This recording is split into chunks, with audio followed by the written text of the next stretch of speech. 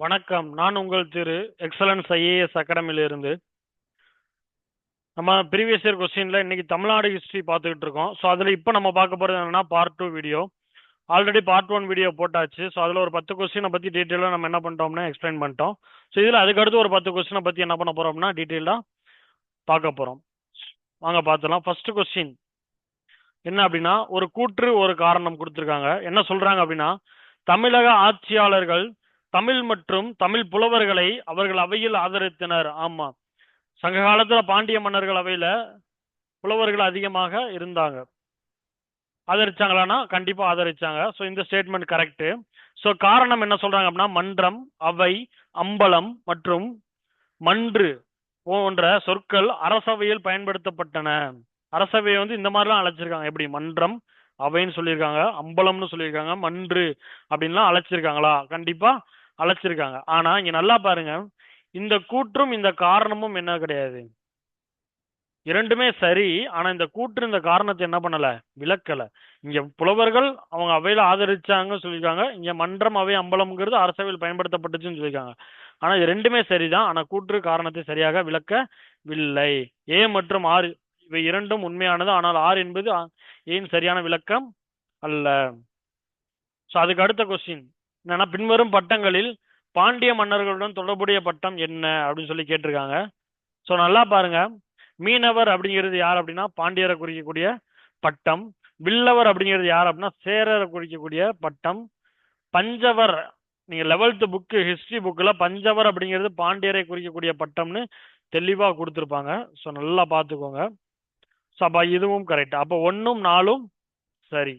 1 மற்றும் 4 இரண்டுமே சரி. குட்டுவன், இரும்பறை அப்படின்லாம் யாரை குறிச்சிருப்பாங்க? சேரர்களை அழைச்சிருப்பாங்க. கிள்ளி, வளவன் அப்படிலாம் யாரை அழைச்சிருப்பாங்க? சோழர்களை அழைத்திருப்பார்கள். சரியான விடையை தேர்ந்தெடுக்க கீழே கொடுக்கப்பட்ட வாக்கியத்தில் சோழர்கள் பற்றிய, யாரை பற்றி? சோழர்கள் பற்றிய சரியான வாக்கியத்தின. அசோக கல்வெட்டி சோழர்கள் பற்றி முதல் முறையாக குறிப்பிடப்பட்டுள்ளது. ஆமா, 13ஆம் பாறை கல்வெட்டுல முதல் முறையாக அசோக கல்வெட்டுல குறிப்பிடப்பட்டுள்ளது. Statement correct. தமிழகத்தில் சுதந்திர அரசாக அவங்க இருந்தாங்களா? ஆமா, இருந்தாங்க. கன்னியாகுமரி கல்வெட்டும் அன்பில் சாசனமும், அன்பில் சாசனம் யாரோடது? சுந்தர சோழனுடையது. சோழர்கள் பற்றிய தகவல்களை கொடுக்குதா? ஆமா, அன்பில் சாசனம் சுந்தர சோழனுடையது. இந்த 3 ஸ்டேட்மெண்ட்டுமே என்னது? சரி. அப்ப 1, 2, 3 are correct. C. Next, Kapatapuram கடலால் மூழ்கடிக்கப்பட்ட போது ஆட்சி செய்த பாண்டிய மன்னன் யார் அப்படின்னு சொல்லி கேட்டிருக்காங்க. கபாடபுரத்துல ஃபர்ஸ்ட் வெண்டோர் செலியன் அப்படின்னு சொல்லி ஒருத்தர் இருப்பாரு. அதுக்கப்புறம் கடைசி அது மூழ்கடிக்கப்பட்டப்ப யார் இருப்பாங்கன்னு பாத்தீங்க அப்படின்னா முடத்திருமாறன் தான் இருப்பார். கபாடபுரம் மூழ்கடிக்கப்பட்டப்ப முடத்திருமாறன் இருப்பாரு. அப்ப கபாடபுரம் எத்தனாவது சங்கத்துல வரும்னு பாத்தீங்க அப்படின்னா இடைச்சங்கம். இடைச்சங்கம். அப்ப இந்த இடைச்சங்கத்துல கிடைக்கப்பட்ட ஒரே ஒரு நூல் நம்மகிட்ட இருக்கு அப்படின்னா அது என்ன நூல் அப்படின்னு பாத்தீங்கன்னா தொல்காப்பியம். தொல்காப்பியம் இடைச்சங்கத்தில் இயற்றப்பட்டது. அந்த ஒரு நூல் மட்டும்தான் நம்மள்கிட்ட இருக்கு, இடைச்சங்கத்தில் இயற்றப்பட்டது. கடைச்சங்கத்தில் இயற்றப்பட்ட 8 தொகை 10 பாட்டு நூல்கள் தான் கடைச்சங்கத்தில் இயற்றப்பட்ட நூல்கள் நம்மகிட்ட இருக்கு. அதே மாதிரி இந்த கொஸ்டின்ல 2 விஷயம் நல்லா தெரிஞ்சுக்கோங்க. கபாடபுரம் கடலால் மூழ்கடிக்கப்பட்டது ஆட்சி செய்தவர் முடத்திருமாறன். அதே மாதிரி கடைச்சங்கத்தை மதுரையில், தற்கால மதுரையில் நிறுவியவர் யாருன்னு கேட்டாலும் முடத்திருமாறன் தான். அங்க எண்டிங்ல இருக்காரு, இங்க ஸ்டார்டிங்ல இருக்காரு. ஞாபகம் வச்சுக்கோங்க.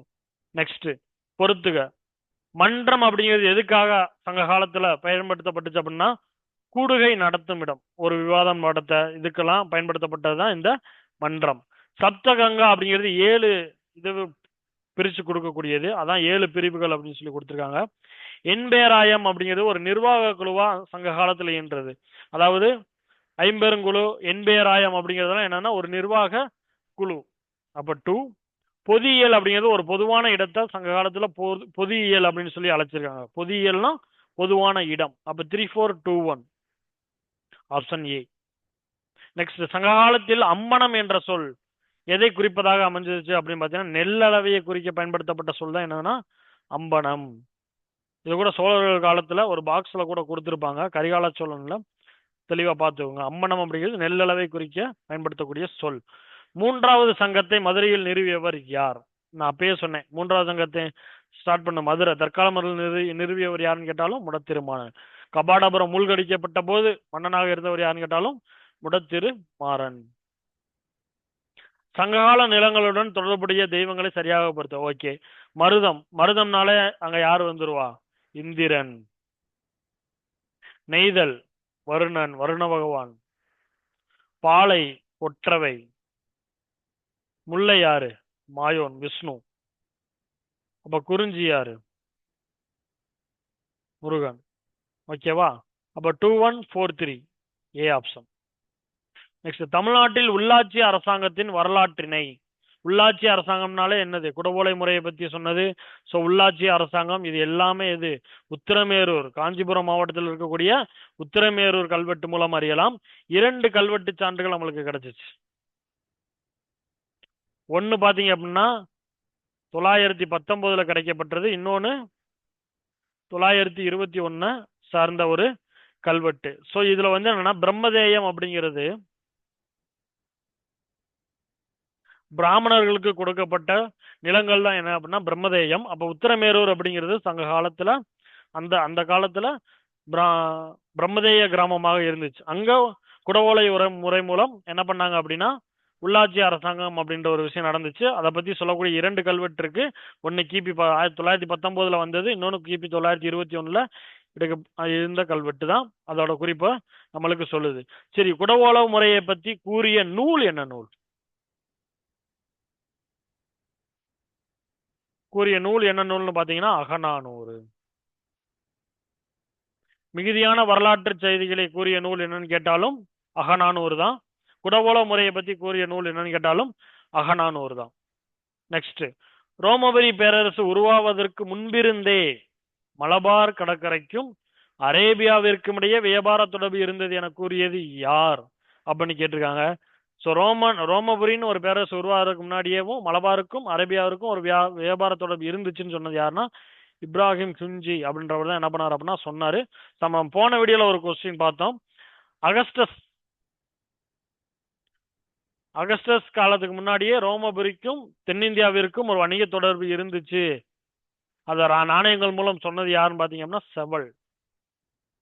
செவல்ன்றவர் தான் என்ன பண்ணியிருப்பாரு அப்படின்னா சொல்லியிருப்பாரு. ஸோ இன்னைக்கு உண்டான 10 கொஸ்டின் நம்ம பார்த்தாச்சு. ஸோ இதுக்கு அடுத்த 10 கொஸ்டின் அடுத்த வீடியோவில் பார்ப்போம். அடுத்த வீடியோவில் சந்திப்போம். தேங்க்யூ.